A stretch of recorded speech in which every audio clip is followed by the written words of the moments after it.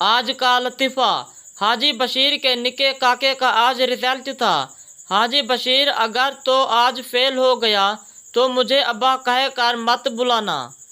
समझे। थोड़ी देर बाद जब बरखुरदार घर तशरीफ़ लाए तो हाजी बशीर ने रिजल्ट का पूछा। बेटा बस यार क्या बताऊं बशीरे, तो अब्बा कहलाने के लायक नहीं रहा। हाय हाय हाय हाय हाय।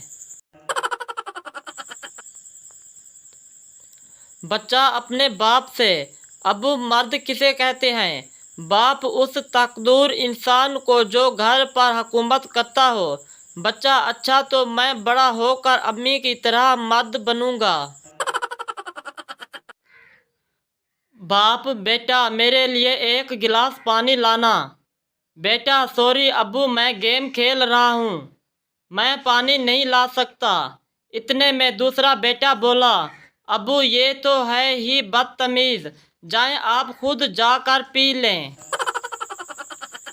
जिंदगी में रिश्तेदार सीधे मुंह बात करना भी पसंद नहीं करते और मरने के बाद मुंजी हिला हिला कर कहते हैं, वे तू बोलदा क्यों नहीं।